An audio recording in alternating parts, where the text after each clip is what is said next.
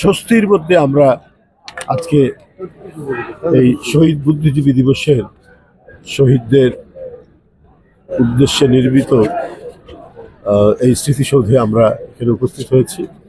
এর আগে যতবার এসেছি একটা আতঙ্ক ছিল, ভয় ছিল, চারিদিকটা ছিল মনে হয় সরকারি বাহিনী এবং তৎকালীন যারা ক্ষমতাসীন ফ্যাসিস্টরা তাদের বাহিনীতে গোটা এলাকায় এক ধরনের যে ত্রাসের রাজত্ব হতো।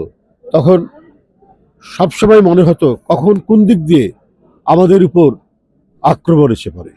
এইভাবেই বিগত 15-16 বছর আমরা শহীদ বুদ্ধিজীবী দিবসে শহীদদের এই মাজার প্রাঙ্গণে আমরা উপস্থিত হয়েছি।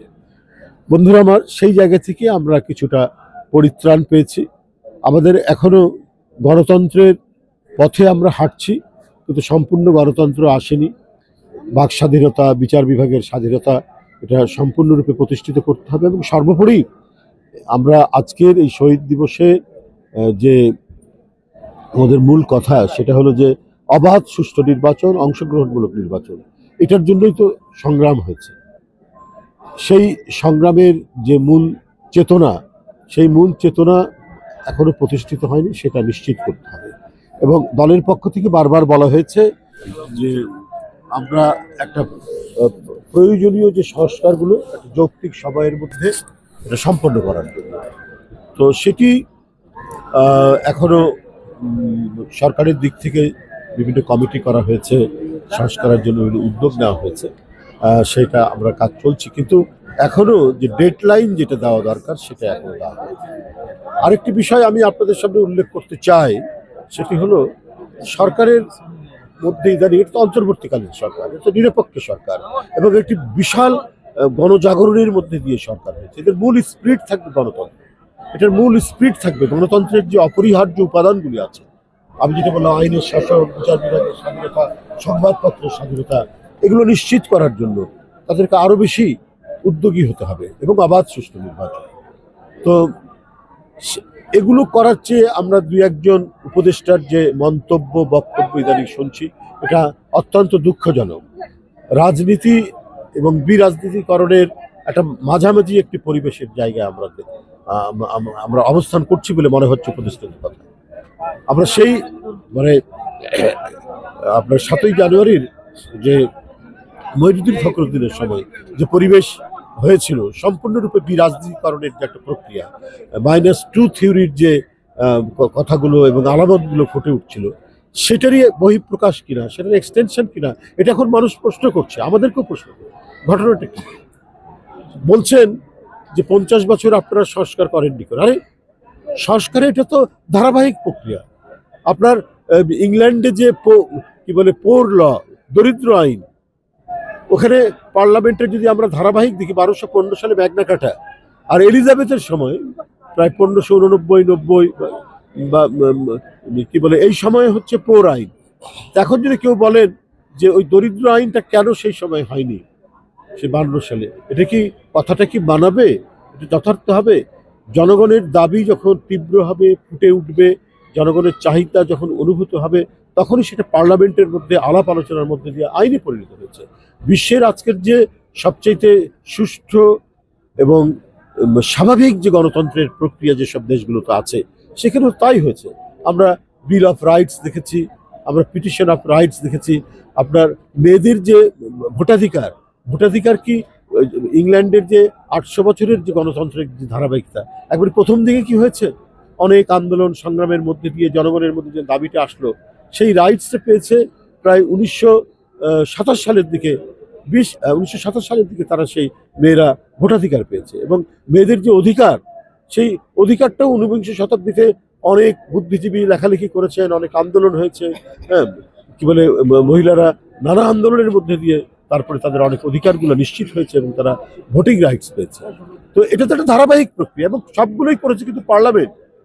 উপদেষ্টার কথা মনে হচ্ছে যে পৃথিবীতে যে সংস্কারগুলো হয়েছে গণতন্ত্রের চূড়ান্ত অবস্থায় আসতে, তখন মনে হয় যে পার্লামেন্ট এবং নাগরিকদের যে মতামত, ওটাকে একদিকে ঠেলে স্থগিত রেখে কিছু বুদ্ধিজীবী তারা আগে কাজগুলো করেছেন, তারপর তা হয়েছে, সেটা তো হয়নি। এগুলো সবকিছুই হয়েছে পার্লামেন্টের মাধ্যমে, দাবি উঠেছে জনগণের মধ্যে থেকে, তারপরে রাজনৈতিক দল বা পার্লামেন্টে আলাপ আলোচনার মধ্যে দিয়ে সেটা আইন হিসেবে পরিণত হয়েছে। তো যে কথাগুলো মানে উপদেষ্টা বলছেন, আমার মনে হয় এগুলো ভুল বলছেন। ইতিহাসের যে জ্ঞান, ইতিহাস সচেতন হলে সেটি বলতেন না। আপনার 1776 সালে স্বাধীনতার ঘোষণা দিয়েছে আমেরিকা, সেদিন তো আপনার হয়নি, কি বলে যে তাদের যে কৃতদাস প্রথা উচ্ছেদ হয়নি, প্রায় 100 বছর লেগেছে। কিন্তু তাদের কংগ্রেস তো তৈরি হয়েছে, পার্লামেন্ট তো হয়েছে, স্বাধীনতার ঘোষণা তো হয়েছে 1776 সালে। তারপর থেকে ওদের গণতন্ত্রের ধারাবাহিকতা আছে, কিন্তু কৃতদাস প্রথা উচ্ছেদ করতে প্রায় 100 বছর লেগেছে। তখন যদি কেউ বলতেন যে না এখন আমেরিকান কংগ্রেস বন্ধ থাকবে, এখন রাজনৈতিক সব বন্ধ থাকে, আমরা আগে কিছু সংস্কার করি, সেদিন তো নাগরিক সমাজের পক্ষ থেকে কেউ বলেনি মার্কিন যুক্তরাষ্ট্রে। তারা ওই কংগ্রেসের মধ্যেই কৃতদাস প্রথা উচ্ছেদের আইন করেছে। তো এই যে সংস্কারগুলো, এটা ধারাবাহিক প্রক্রিয়া এবং আইন সভাতেই সেগুলো আইনীকরণ হয়েছে, সে সংস্কারগুলো হয়েছে। তো আমার মনে হয়, আমি আগেও বলেছি, এই সমস্ত কথাগুলো বিরাজনীতিকরণের আভাস দেয় এবং রাজনীতিকে মানে দাগের অপর প্রান্তে রেখে এক ধরনের মানে স্বেচ্ছাতন্ত্রই কিন্তু ফুটে ওঠে। আমি মনে করি এখনো আমাদের গভীর বিশ্বাস এবং আস্থা রয়েছে অন্তর্বর্তীকালীন সরকারের প্রতি।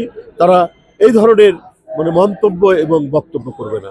রাজনীতিবিদরা যে তাদের অবদান নাই, 71 কাদের অবদান, বিজয় কাদের অবদান, এই যে দেশের জনগণকে সংগঠিত করে কাদের অবদান, এই যে 5ই আগস্টের আগে যে মানুষকে একটা মানুষ যে অধিকার বঞ্চিত, এটা কাদের অবদান? রাজনীতিবিদদের অবদান।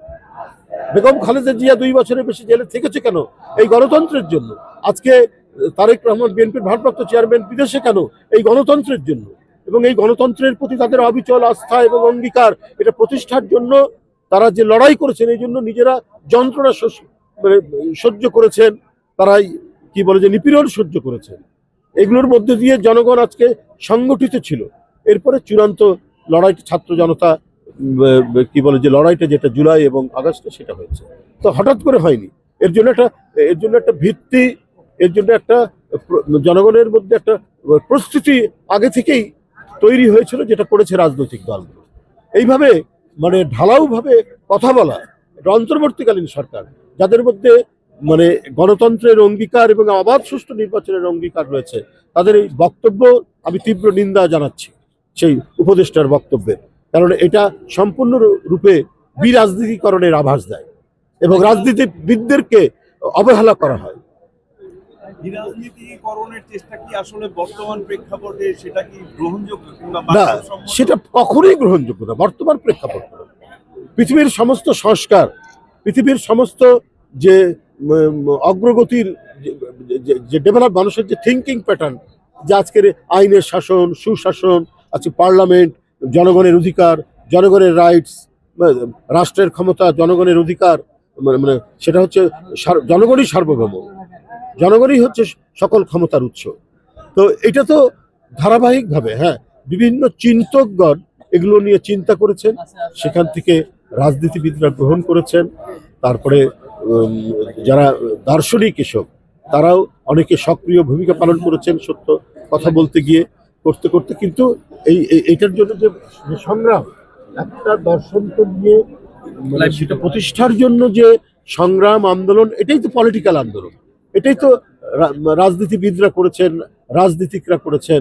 তারপরে সেটা তাদের নিজ দেশের সংসদে সেটা আইনে প্রক্রিয়া করেছেন এবং এটা করতে গিয়ে অনেক জায়গায় বিপ্লব হয়েছে। ইংল্যান্ডেও বিপ্লব হয়েছে অলিভার ক্রমওয়েলের নেতৃত্বে।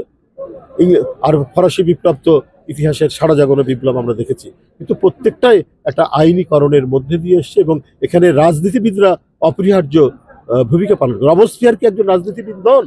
কিন্তু একটা চিন্তাধারাকে মানে ওই সাম্য, মৈত্রী, স্বাধীনতার যে বাণী, সে বাণীকে নিয়ে তারা করছে। চার্লস ডাল্টন কি রাজনীতিবিদ নন?